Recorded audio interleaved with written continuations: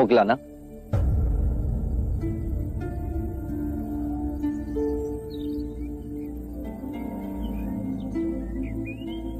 इस विषाद का कारण?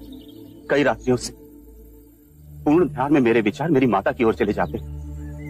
जब मैं बच्चा था तब जाने अनजाने में मैंने उसे कष्ट पहुंचा, परंतु मेरे विषाद का कारण ये नहीं है उसके जीते जी मैं कुछ न कर सका, परंतु उसकी मृत्यु के बाद कुछ कर सकूं ताकि उसकी आत्मा को शांति आए। हर बार मैं ध्यान में देखता हूं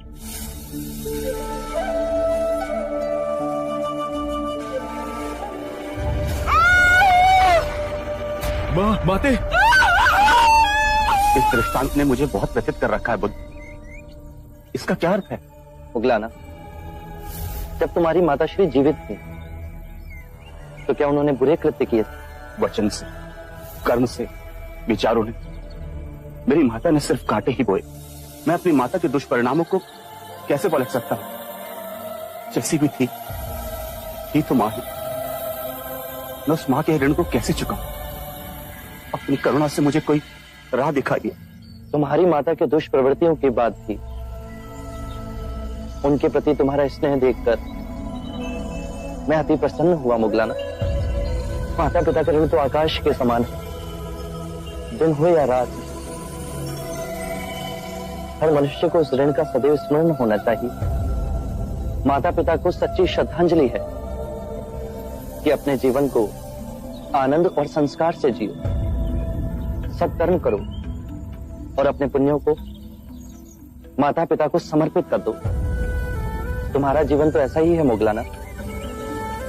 तुम सेवा, समर्पण, शांति का आदर्श जीवन जी रहे हो। यदि तुम अपने पुण्यों को अपने माता पिता को समर्पित करोगे तो उनके पाप भी कम हो जाएंगे। धन्य हुआ मैं। पवर्ण दिवस पर तुम और संघ के सभी भिक्षु तुम्हारी माता के रूपांतरण के लिए प्रार्थना समर्पित करेंगे। गहन ध्यान और शुद्ध मन से की गई प्रार्थना में बहुत शक्ति है मुगलाना। वो तुम्हारी माता के सभी पापों को गला देगी, उन्हें धर्म की राह पर ले आएगी। हम एक मुक्ति समारोह करेंगे जहां संघ के सभी भिक्षु अपने माता पिता के रूपांतरण के लिए प्रार्थना करेंगे, चाहे वो जीवित हो या मृतक। करुणा के सागर है, सबके लिए निरंतर चिंतन। एक दिया असंख्य दियों को प्रज्वलित करता है मुगलाना। उससे दीपक का प्रकाश घटता नहीं अपितु और बढ़ता है। आनंद बांटने से बढ़ता है।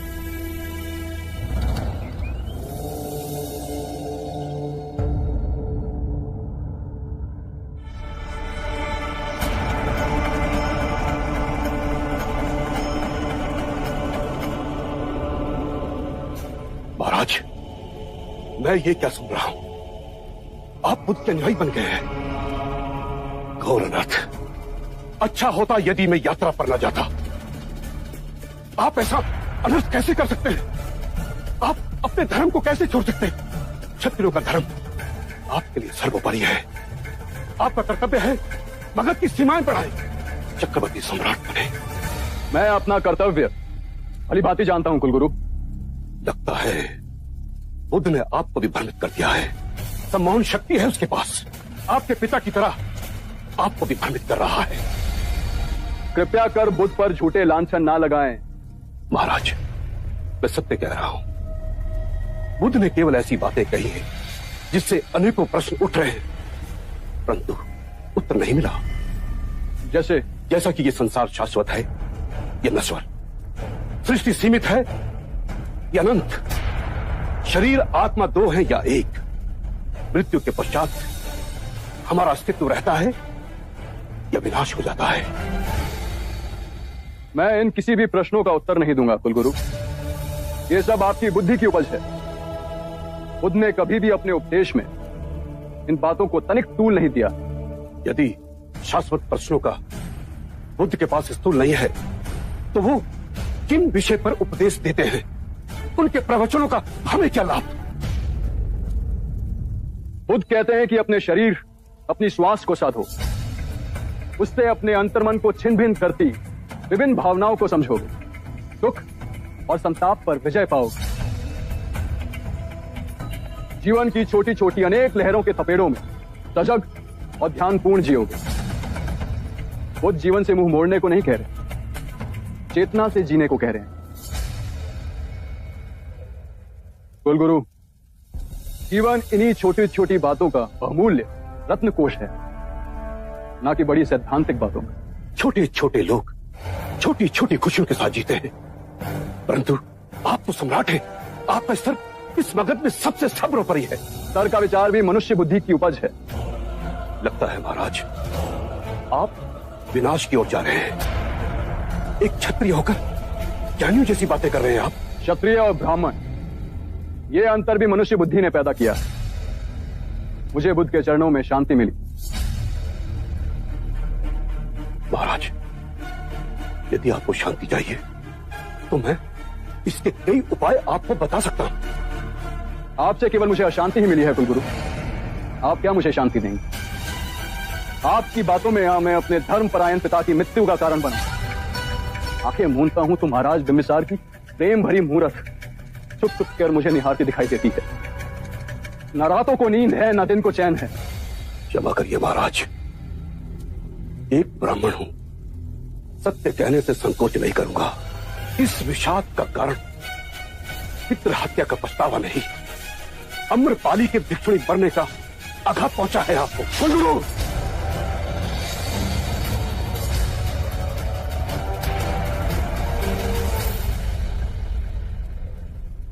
लगता है बुद्ध ने आपको यही सिखाया है।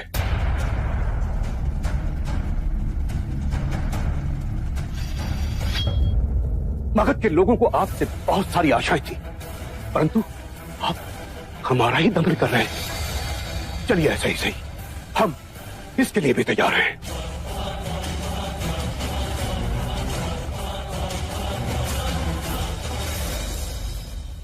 महाराज, आप में ये परिवर्तन देखकर मैं हैरान हूं। अजात शत्रु की उठी हुई तलवार बिना वार किए आज नीचे कैसे झुक गई? मुझे कुलगुरु की हत्या करने में तनिक संकोच न होता, किंतु यदि ऐसा करता तो मेरे गुरु बुद्ध का अपमान होता। बड़े ऊंचे स्वर में बोलकर गए हैं कुलगुरु। कोई मुझे कितना भी उत्तेजित क्यों ना कर ले, मैं अब कभी हिंसा के मार्ग पर नहीं जाऊंगा। जो मार्ग मेरे गुरु दिखाएंगे उसी मार्ग पर चलूं।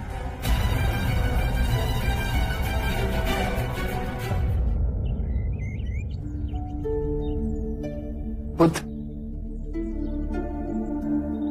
प्रणाम। आपके परम भक्त सुदत की पत्नी पुण्यलक्ष्मी आई है। क्या हुआ भय? और सुदत कैसा है? प्रभु, आपके परम सेवक सुदत अब अपनी अंतिम सांसें गिन रहे हैं। मृत्यु के भयंकर क्षणों में उनका मन केवल आपकी ओर मुड़ रहा है। कृपा करें प्रभु, कृपा करें। हम तो सांसारिक हैं, किंतु मेरे स्वामी ने आपकी सेवा में सदैव अपने आप को न्यौछावर किया है। उनको अंतिम सांसों में अपने दर्शन दीजिए प्रभु, अपने दर्शन दीजिए। सुदत ने निस्वार्थ भाव से मेरी और मेरे भिक्षुओं की सेवा की, निर्धनों को दोनों हाथों से धन बांटा, हमारे लिए विहार का निर्माण कराया। ऐसे दिव्य व्यक्ति के दर्शन पाने को मैं स्वयं जाऊंगा। वो आएंगे ना? मेरे प्राण छटपटा रहे उनके एक दर्शन के लिए।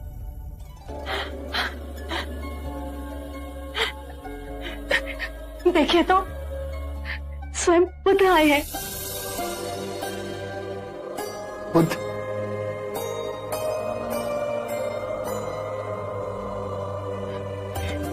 आप आ गए।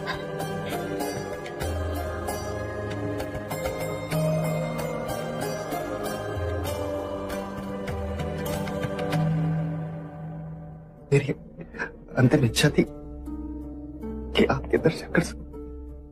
कैसे ना आता सुदत, तुम्हारे प्रेम और सेवा ने तो मुझे तुम्हारा ऋणी बना दिया है। इतने उद्विग्न क्यों? क्या मृत्यु से भय लग रहा है?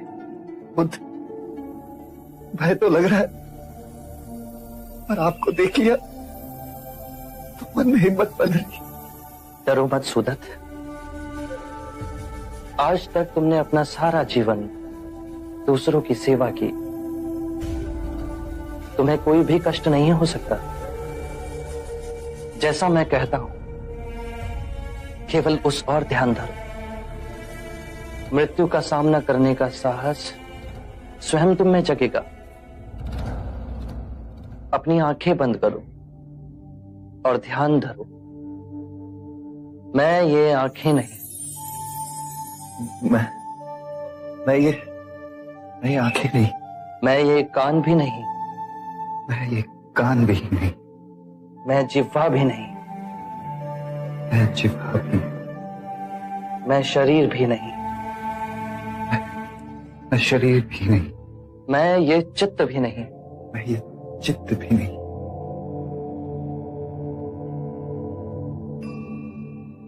ध्यान नहीं लग रहा? ध्यान केंद्रित करो सुदत। अपनी आंखें बंद करो।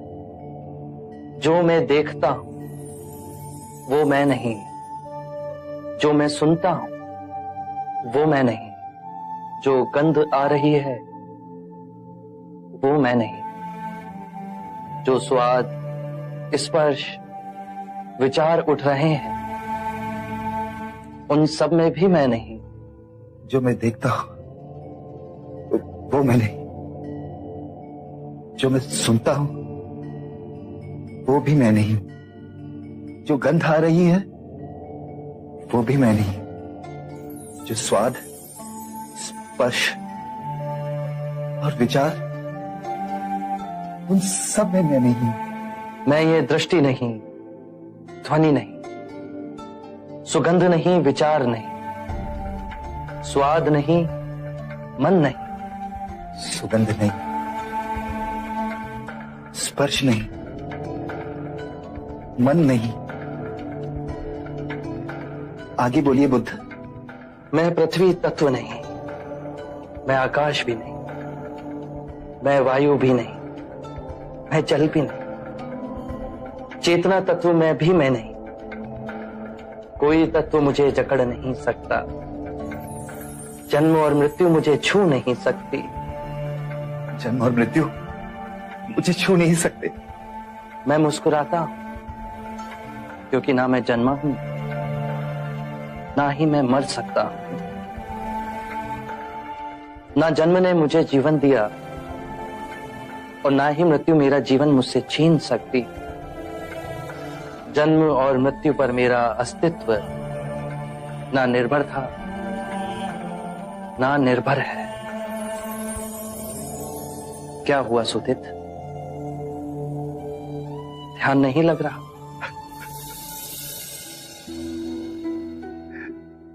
ध्यान तो लग रहा है प्रभु। आपके एक शब्द उसकी बूंद की तरह मेरे अंतर मन में गिर रही। मैं तो केवल इसलिए रो रहा हूं कि इतने वर्ष मैं आपके समीप रहा, आपके दर्शन पाए और अंतिम समय में आपके वचन समझने का मुझे अवसर मिला।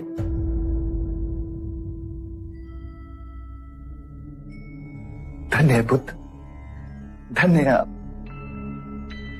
आपने मृत्यु के भय से, इसने मेरे प्राणों को जकड़ लिया था, उसे मिटा दी। अब इस संसार से विदा होते हुए आखिरी क्षण तक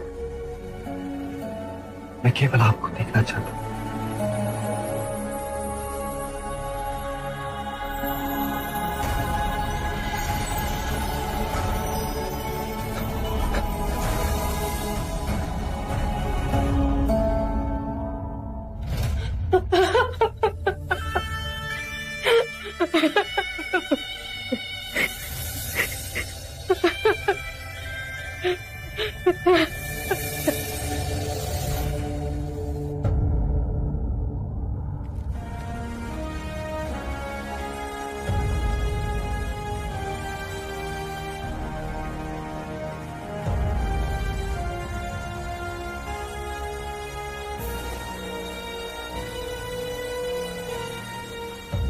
महाराज, ये दोनों व्यापारी आपके समक्ष एक विनती लेकर आए। ये लोग विज्जी व्यापार के लिए जा रहे हैं। रास्ते में वन पड़ता है। वन से निकलने के लिए इन लोगों को सुरक्षा चाहिए। विजी में कोई नया उपद्रव शुरू हुआ है क्या? हाँ महाराज, पिछले कुछ माह से छोटी छोटी टुकड़ियों में लुटेरे आते, चाकू कटार से वार करके यात्रियों का माल लूट लेते और जंगल में ओझल हो जाते। उसके कुछ ही दिनों बाद वही लूटा हुआ माल विजी की मंडियों में ले जाकर बेच दिया जाता है। सेनापति एक कार्य कर, हमारे कुछ गुप्तचरों को साधारण नागरिक की वेशभूषा में विजी में भेजो। उनसे कहो कि वो वहां इस टोली के गठन की सभी सूचना एकत्रित करें। हम सही समय पर उन्हें पकड़ दंडित करेंगे। जो आज्ञा महाराज। इस कार्रवाई में थोड़ा समय लगेगा और आप निसंकोच विजी जाएं। आपके साथ हमारी सेना की सुरक्षा रहेगी। हमारी सेना को आपके साथ देख वो आप पर आक्रमण नहीं करेंगे। सेनापति, हमारे 2 सेना नायक सेना बल की 2 टुकड़ियां लेकर इन व्यापारियों के साथ जाएंगे।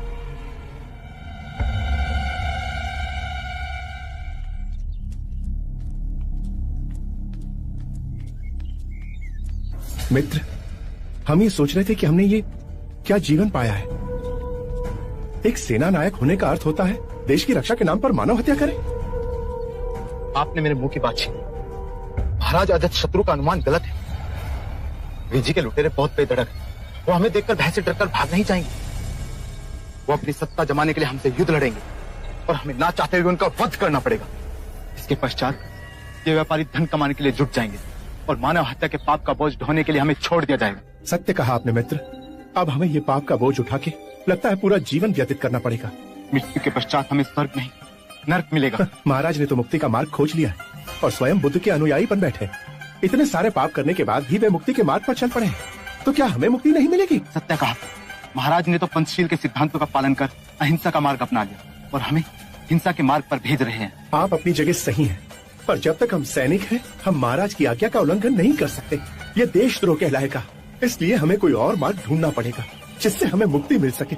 एक मार्ग है, यदि हम बुद्ध के अनुयायी बन जाएं, तो कोई हमें हिंसा के मार्ग पर जाने के लिए विवश नहीं करेगा। ये सही रहेगा। आज ही हम दीक्षा लेकर भिक्षु बन जाएंगे ताकि आने वाले जीवन में हमें भी मुक्ति मिल सके। चलिए।